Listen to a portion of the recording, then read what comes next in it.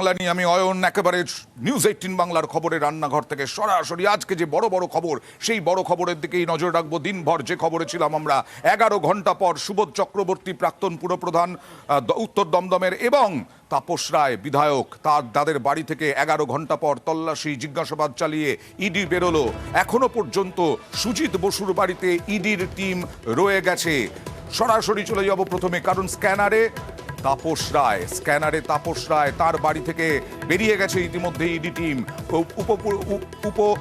উত্তর দমদম পুরপ্রধান, উত্তর দমদমের প্রাক্তন পুরপ্রধান সুবোধ চক্রবর্তী, তার বাড়ি থেকেও বেরিয়ে গেছে ইডি। আর আজকে সকাল থেকে একবারে সাজো রবে ছিল কেন্দ্রীয় বাহিনী। সুজিত বসুর বাড়িতে কিন্তু এখনো একটা টিম রয়ে গেছে। চলে যাব বিশ্বজিতের কাছে, কারণ বিশ্বজিৎ, তাপস রায়ের বাড়ি থেকে ইতিমধ্যেই বেরিয়ে গেছে ইডির টিম। 11 ঘন্টা ধরে কি করলো ইডি, কি নিয়ে গেল, এখনো পর্যন্ত কি জানা যাচ্ছে?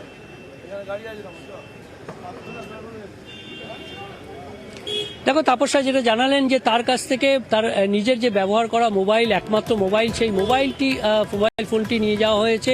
মোবাইল ফোন সিজ করে নিয়ে যাওয়া হয়েছে। এছাড়াও বেশ কিছু কাগজপত্র সিজ করে নিয়ে যাওয়া হয়েছে। তার মধ্যে বেশিরভাগই রিকোয়েস্ট লেটার রয়েছে, অর্থাৎ সাধারণ মানুষ যারা বিভিন্ন কাজের জন্য রিকোয়েস্ট করেন বিধায়ককে, সেই ধরনেরই কিছু রিকোয়েস্ট ছিল। এবং আমরা প্রশ্ন করি যে সেই রিকোয়েস্টের মধ্যে বরানগর পুরসভা সংক্রান্ত কোনো রিকোয়েস্ট ছিল কিনা। তিনি জানান যে হ্যাঁ, বরানগর পুরসভা সংক্রান্ত রিকোয়েস্ট ছিল এবং সেখানে কিছু বায়োডাটা ছিল। এবং এই ধরনের যে সমস্ত রিকোয়েস্ট লেটার আসে, নানান বায়োডাটা আসে বিভিন্ন জনপ্রতিনিধিদের কাছে, সেই ধরনের তথ্যই, সেই ধরনের কাগজপত্রই ছিল।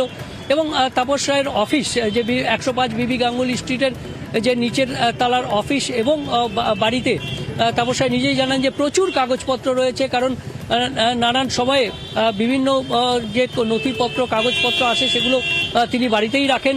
এবং যে সমস্ত যারা রিকোয়েস্ট লেটার পাঠান সেগুলোও তার কাছেই থাকে। সেই রকমই বহু পুরনো সেই ধরনের রিকোয়েস্ট। দলনেতা শুভেন্দু অধিকারী আজকে দাবি করেছেন যে অপর্ণা মৌলিকের সঙ্গে তার ঘনিষ্ঠতা ছিল, আর সেই কারণেই অপর্ণা মৌলিককে যখন জিজ্ঞাসাবাদ করা হয়েছে তখন তাপস রায়ও জড়িত। এই ব্যাপারে তাপস রায় কিছু বলেছেন?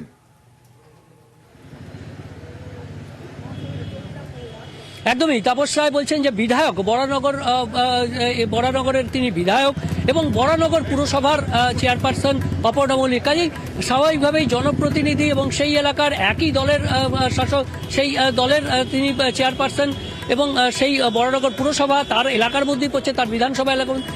স্বাভাবিকভাবে তার সঙ্গে কথাবার্তা, তার সঙ্গে বিভিন্ন ধরনের আলোচনা হতেই পারে এবং সেটা অবশ্যই হয়েছে। কিন্তু তাপস রায় তাকে, তিনি বলেন যে এর আগে তাকে কখনো ইডি বা সিবিআই কেউ জিজ্ঞাসাবাদ করেনি বা কোনো নোটিশ, কোনো কিছু। সরাসরি তাপস রায়ের মুখ থেকেই শুনি তাপস রায় কি বললেন। ঠিক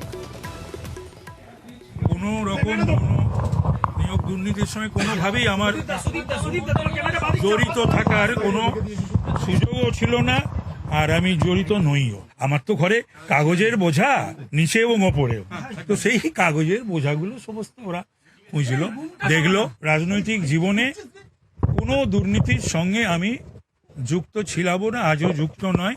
পলিটিক্সের সঙ্গে যুক্ত বলে, রাজনীতি করি বলে হয়তো আমার বাড়ির থেকে না তেমন কোনো কিছু, ধরুন আমার মোবাইলটা নিয়ে গেছে, আর ওই গোটা 4-5টা ওই সমস্ত এই ধরনের যে কাগজ আছে সেগুলো নিয়ে গেছে। আমাকে তেমন কিছু জিজ্ঞাসা করেনি, মানে স্পেসিফিক্যালি কোনো কিছু জিজ্ঞাসা করে। আমাকে জিজ্ঞাসা করেছে যে এইরকম এই সমস্ত যে চাকরি বা স্ক্যামটা, কিছু জানি না, আমার কিছু জানার কথাও নয়। যা জিজ্ঞাসা করে আর জিজ্ঞাসা করেছে বায়োডাটা বা কল লেটার এসব নিয়ে আসেন আমাদের কাছে, একটু দেখে দেবেন, করে দেবেন, সেই ধরনের কয়েকটি কাগজ তারা পেয়েছে। বহু পুরনো সেগুলো, যদিও বরানগরও আছে, আরো 2-1টা এদিক ওদিক আছে। আচ্ছা, অপর্ণা মৌলিক হচ্ছে আমার বরানগর মিউনিসিপ্যালিটির, আমি ওখানকার এমএলএ হওয়ার আগে 2010 সাল থেকে উনি চেয়ারম্যান। তাদের সঙ্গে আমার সম্পর্ক থাকবে না, জানাশোনা থাকবে না, এটা তো। তাপস রায় এবং সুবোধ চক্রবর্তীর বাড়ি থেকে তো বেরিয়ে গেলেন ইডি আধিকারিকরা, কিন্তু সুজিত বসুর বাড়িতে এখনো ইডি রয়েছে। কথা বলবো প্রতিনিধি অনুপের সঙ্গে।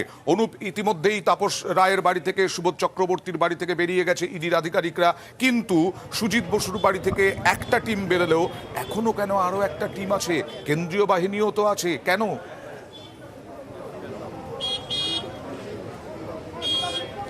তো একটা না দুখানা টিম কিন্তু এখনো পর্যন্ত সুজিত বসু দমকল মন্ত্রী তার বাড়িতে আছে। এই যে বাড়ির ছবি দেখাই, বাড়িতেই কিন্তু এখনো টিম বেরিয়ে যায়নি, তাহলে দুটো টিমই আছে এখনো পর্যন্ত। বেশি দেখো, তিনটে টিম ছিল, তার মধ্যে আচ্ছা। একটি টিম বেরিয়ে গিয়েছে, কিন্তু আরো দুটো টিম আছে। এখনো তল্লাশি অভিযান জারি রয়েছে। 12 ঘন্টা অতিক্রান্ত তল্লাশি অভিযান চলছে এবং আরো বেশ কয়েকটা সময় লাগবে।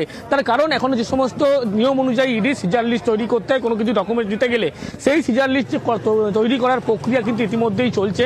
সেই কারণে দুটি টিমে ইডি আধিকারিকের টিম তারা কিন্তু ভিতরে আছে। বাইরে যে সংখ্যক কেন্দ্রীয় বাহিনী আছে, বাড়ির ভিতরেও কিন্তু কেন্দ্রীয় বাহিনী মোতায়েন করা রয়েছে এবং দমকল মন্ত্রী সুজিত বসু তিনি কিন্তু এই বাড়িতেই একেবারে তিনি আছেন এবং সকাল থেকে এই বাড়িতে ছিল। 1.5 ঘন্টা তাকে জিজ্ঞাসাবাদ করা হয়েছিল, বয়ান লিপিবদ্ধ করা হয়েছিল, বেশ কিছু তথ্য সংক্রান্ত জানতে চাওয়া হয়েছিল। মূলত দক্ষিণ দমদম পৌরসভা যিনি চেয়ারম্যান ছিলেন পাঁচু রায়, তাকে জিজ্ঞাসাবাদ করে গুরুত্বপূর্ণ তথ্য মেলে। পরবর্তী ক্ষেত্রে অয়নশীলকে জিজ্ঞাসাবাদ করা হয়েছিল, নিতাই দত্ত বর্তমান ভাইস চেয়ারম্যান তাকে জিজ্ঞাসা করা হয়েছিল। সেই তথ্য অনুযায়ী কিন্তু ইতিমধ্যেই আজকে সুজিত বসুকে জিজ্ঞাসাবাদ করা হয়।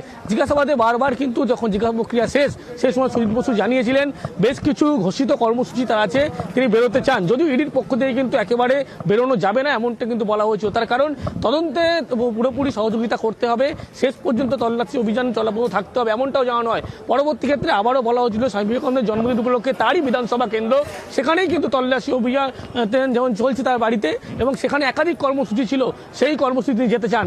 কিন্তু ইডির পক্ষ থেকে একেবারে যতক্ষণ না তদন্ত প্রক্রিয়া বা তল্লাশি শেষ হবে তিনি যেতে পারবেন এমনটা কিন্তু স্পষ্ট করা হয়েছিল। যদিও এই তল্লাশি অভিযান আর কয়েক ঘন্টাই মাত্র চলবে, কিন্তু শেষের পথে একেবারে এমনটা বলা চলে। বেশ কিছু সিজার লিস্ট তৈরি করার প্রক্রিয়া কিন্তু ইতিমধ্যে শুরু করা হয়েছে এমনটা ইডি সূত্রে খবর। মানে ইডির এখনো পর্যন্ত দুটো টিম সুজিত বসুর বাড়িতেই আছে, আর কয়েক ঘন্টার মধ্যেই ইডির টিম বেরিয়ে যাবে বলে মনে করা হচ্ছে। আর এই যখন আজকে